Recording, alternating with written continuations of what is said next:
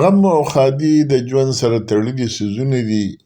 په 18 فروری کال 2025 د خویندې ادبي لښکر د سوري لاندې د قامي شاعر رحمت شاه سایل په درناوي کې یو دستوره وه. په دغه دستوره کې مونږ ګډون کړی و او د شپې په 12 بجې ډاکټر عبدالله جان عبید سره زه او سارا خان راورسېدو اسلام آباد ته.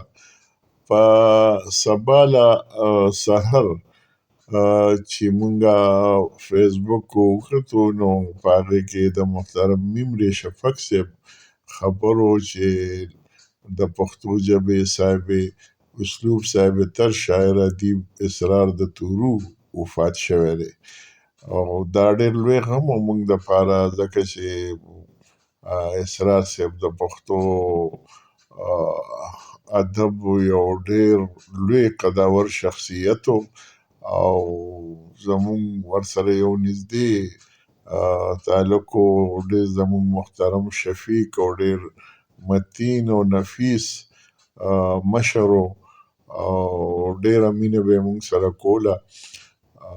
اوس هم تقریبا زما کتاب شفق صاحب ورکړی و او دا د اسرار صاحب صرف زما نه، هغه ته به چې چا هم کتاب ورکړو نو هغه به پرې خامخا خپله تبصره کوله. نو دغه کتاب باره کې هم هغه یو ډېر دردناک خط چې دی نو هغه ما سره شریک کړی و.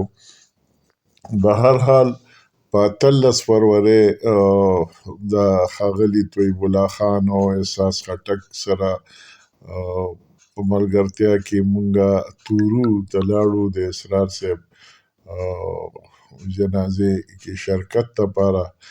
نو اسرار صاحب په جنازه کې ګڼ شمېر د شاعران، ادیبان، سیاسي مشران، د خیبر پښتونخوا پخوانی وزیر اعلی ښاغلی میر حیدر خان اوتي او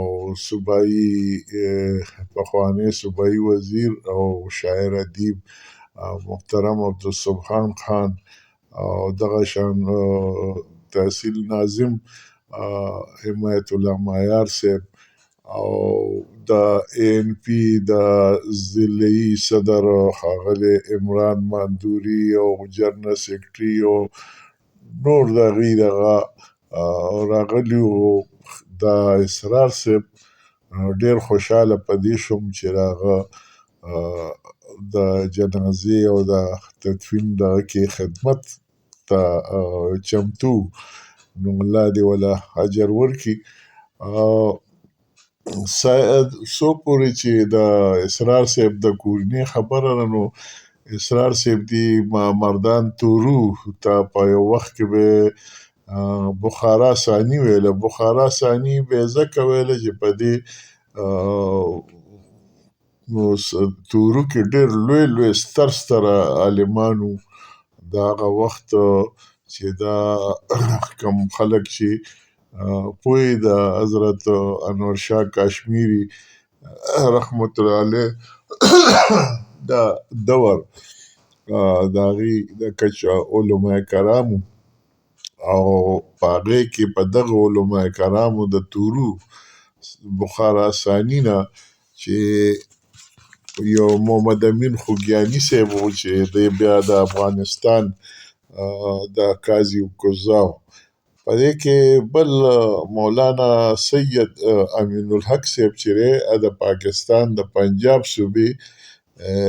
صوبایي خطیب پاتې و او دغه شانتې مولانا عبدالجمیل صاحب د سوات ریاست د والي صاحب اتالیک و او په دې کې بیا زمونږه مولانا حافظ ادریس شهید چې تفسیر هم لیکلی دی، دغه شان عبدالعلیم باچا عبیر افغاني په نوم به د لیکل کول او بیا سید ظهور الحق باچا چې صاحب سوات په نوم باندې دی کتاب هم لیکلی دی او د ده په باره کې محترم قلندر مومند صاحب ویل چې سید ظهور الحق باچا چې کله پښتو ادب نه پسنده شوی دی نو دا ډېر لوی زیان دی د پښتو ادب. دا ډېر لوی ادیب او ډېر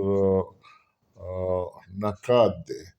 خو دې چریانو هغه قلندر صاحب خبره وه چې دوی د ادب نه کناره کش شوي دي. نو دا د پښتو ادب لوی زیان دی. نو دې نه اندازه کېږي چې د کمې لیول ادیب او دانشورو په هر حال د اسرار صاحب په خپله هم یو صاحب اسلوب او صاحب طرز او صاحب فکر صاحب رای شخصیت و. نو د هغې چې کوم دی کوم کتابونه دي د هغه زه تاسو سره شریک کوم. د اسرار صاحبو چې کوم چاپ کتابونه دي هغې کې یو د نثر کتاب و امام اعظم په 1915 کې چاپ دی. د حرمینو سفر نثر او 1988 کې چاپ دی. د قرآن پاک آیاتونه 2006 کې چاپ دی.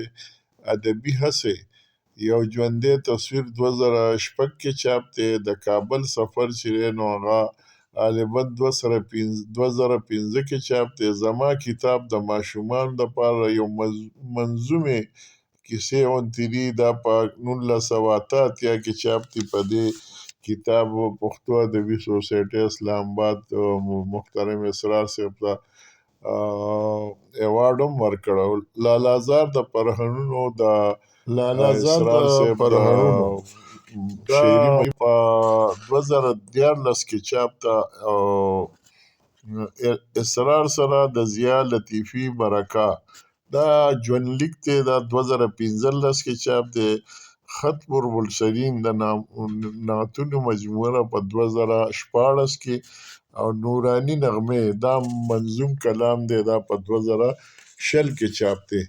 او دې نه علاوه په ناموس رساله تقریبا د پاسون رساله وبخښئ پاسون رساله د 19 کالو نه چلیږي او په دې کې تواتر سره 2 میاشتیزه مجله او په دې په هره ګڼه کې د محترم اسرار صاحب لیک چې دی نو هغه خامخا شامل وي. نو دا لیکونه شو دغه شانتې اسرار صاحب له چې څوک چا هم کتاب ورکړی نو په هغې باندې هغه د خپله رای لیکلې ده، تبصره یې پرې کړې ده د خط په شکل کې. او د هغه کې زما خپله اوس دردونو نغمهګر شعري مجموعه مې شفق صاحب له ورکړې وه نو تقریبا د دوی د وفات نه 2 میاشتې مخکې نو دوی هغې باندې ډېره درناک خط لیکلی و. درناک خط یې ځکه لیکلی و چې د اسرار صاحب د تورو په څېر دی او درویش صفته عالم فاضل شخصیت چې هغه خپل حق حلالې پیسې او دوایي اخیستو له تلو جیب قدرت جیب والی و. نو دغه واقع دغه کیفیت هغه په دغه خط کې دغه کړی دی او ډېر درناک خط دی. نو دغه شانتې هغه بلا لیکل خاکې لیکلي تکلونه یې لیکلي دي. نو هغه به یي محفوظ به یي او حامد علي دي راشد علي او شاه سعود دي ټولو د دغې کورنۍ بل فصل دی. نو انشاءالله هغوی په دې پوهېږي په دې قدر. نو انشاءالله زموږ یقین دی چې هغوی به بیا دغه څیزونه هم چاپ کړي. او اسرار صاحب موږ نه په مادي حواله یقینا بیل شو، خو دا ده چې هغه په روحاني حواله او د خپل کردار په حواله هغه به تل تر تله تل پاتې به وي، ژوندی به وي. دا د هغه د فکر او د هغه نه د دې نه اندازه ولګوئ چې د خپلې شعري مجموعې لالازار تړون یې په دې الفاظو کړی دی د هغه ټولو مینانو په نوم چې د بني آدم د اکرام په خاطر نړۍ کې د مینې، محبت، امن سپرلي ته په انتظار دي او د دغه ارمان دپاره خپل ځانونه، ارمانونه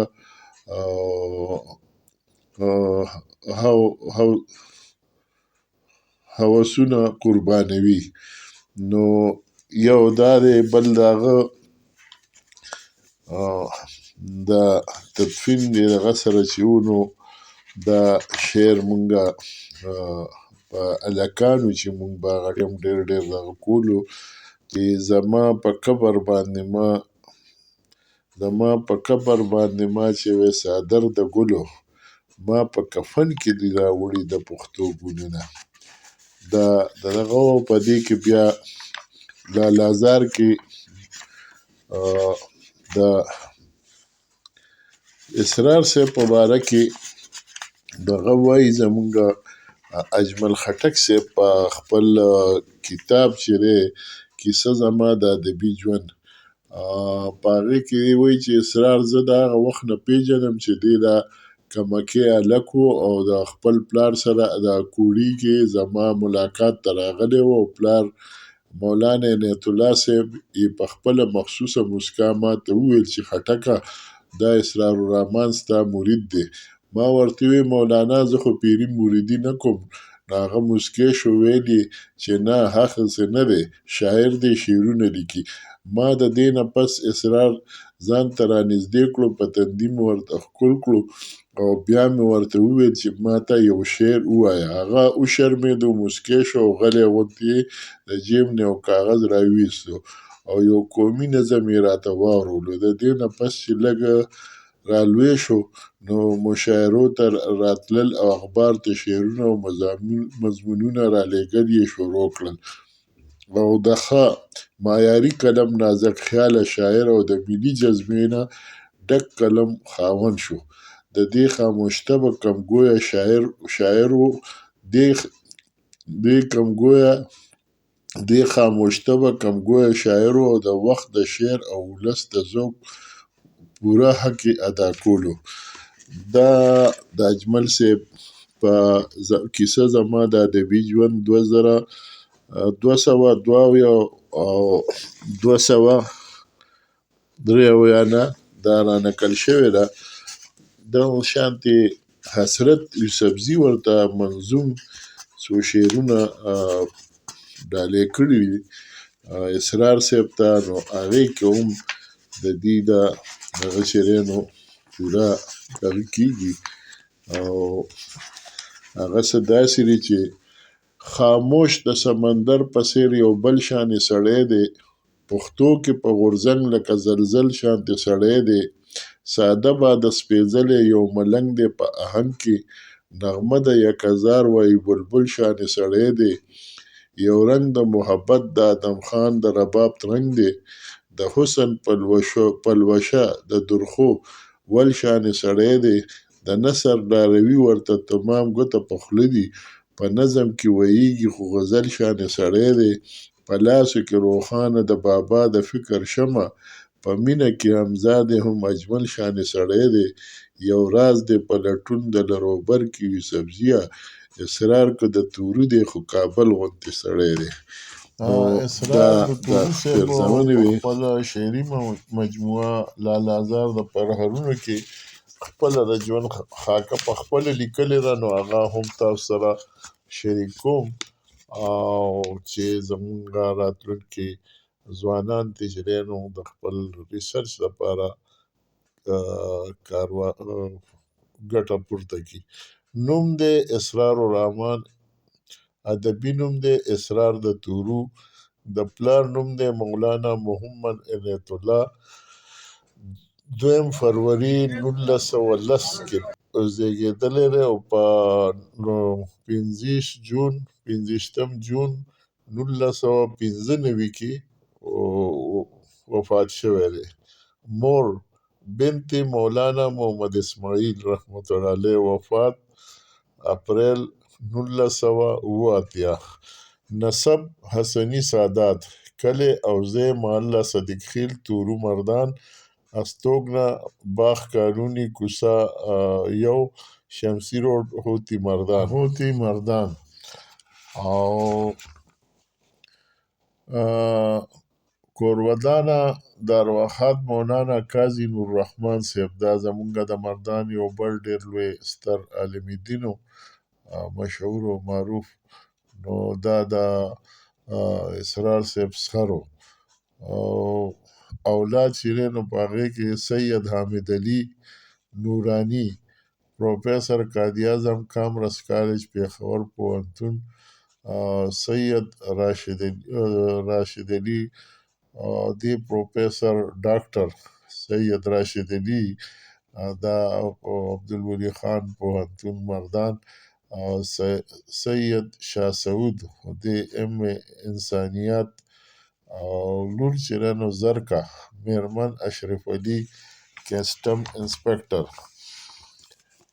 ورونو کې یو ورور دی مشتاق الرحمن شفق صاحب چې ممر شفق په نوم په ادبي حلقو کې پیژندی شي، او خویندې چې دی مشره خور خالاجي مرحومه میرمن محمد ظهرالحق مرحوم، او دویمه خور چې ده نو خور بیبي میرمن ډاکټر سید محمد اقبال مرحوم.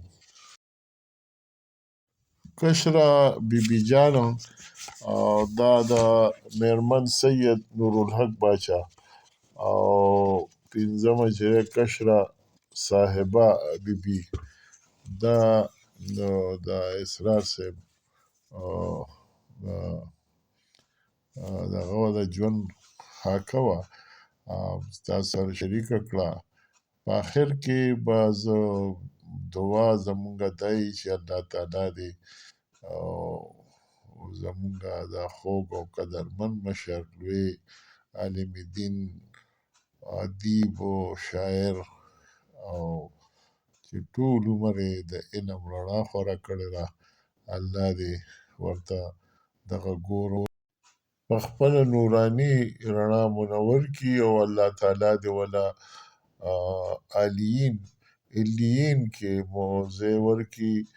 او زمونږ یقین دی چې الله تعالی به زمونږ دا مشر دغه مقام ورکوي، ولې چې ده د خدای د مخلوق خدمت کړی دی او د علم رڼا یې